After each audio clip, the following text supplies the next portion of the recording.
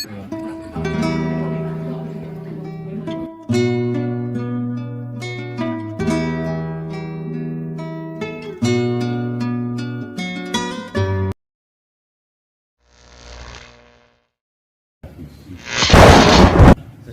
ini bukan menyuap Tuhan atau menyuap iblis, menyuap jin, atau apalagi memberi makan jin demit setan. Kalau jin demit setan makanannya dupa, telur, segala macam peternakan telur banyak, atau dupa yang di pabrik dupa banyak.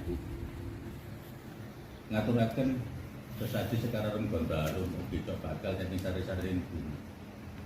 Minangka tali rasa batin ingsun mawujudaken sembah puja dharma pangabekti kalian Gusti. Katanya apa? Saya menyajikan ini sebagai tali rasa batin.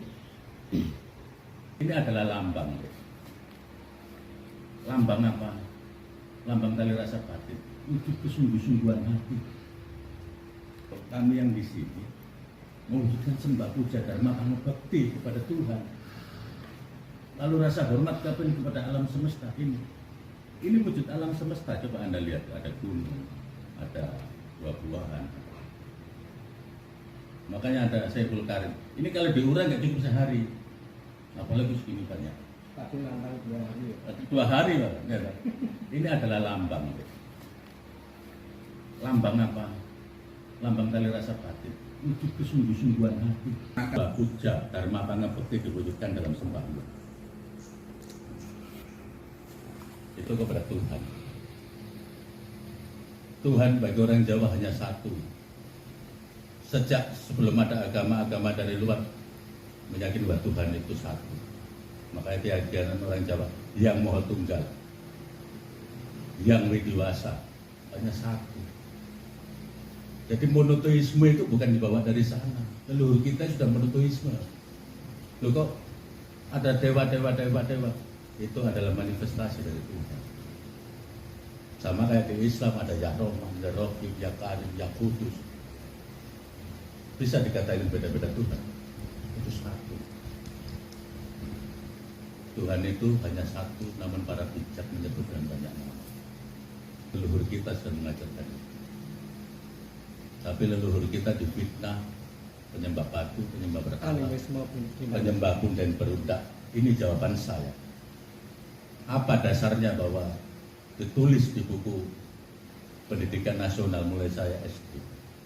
Nenek moyang kita adalah penyembah batu pun dan berudak. Apa hanya karena melihat sembahyang depan batu berarti menyembah batu? Apakah sebodoh itu leluhur kita? Tidak bisa membedakan mana batu mana Tuhan. Jadi penghancuran tradisi, seni, budaya, moral seperti itu terjadi bukan hanya sekarang, sejak zaman Belanda.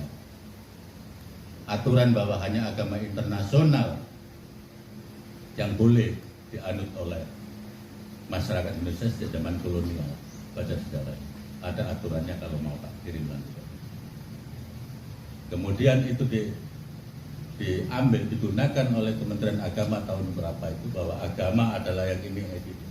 Padahal arti kata agama adalah tidak agama, guru atau kacau.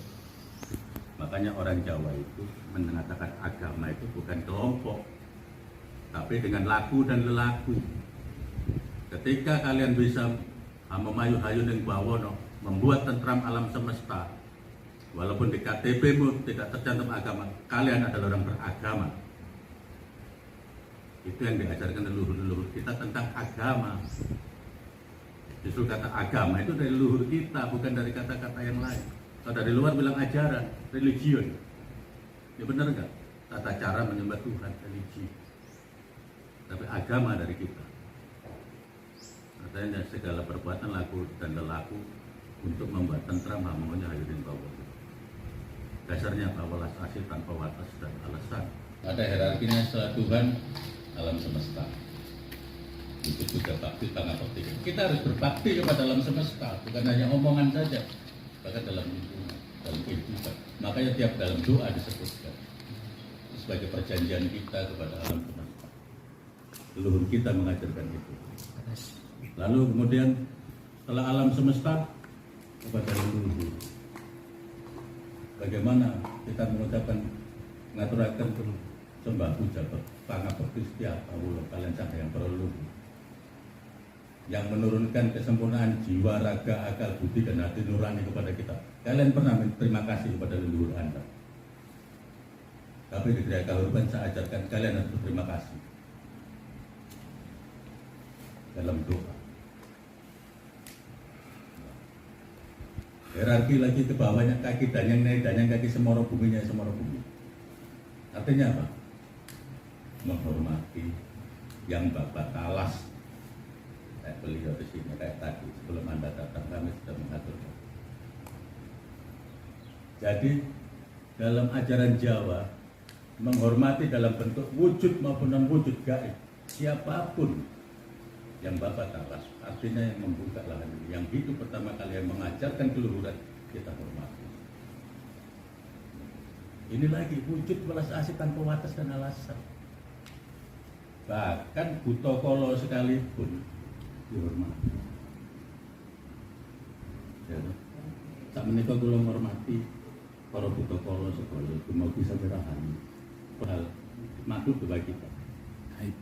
Hormati. Semoga semua damai sejahtera. Asik. Nah, itulah dasar spiritual yang diajarkan oleh leluhur kita.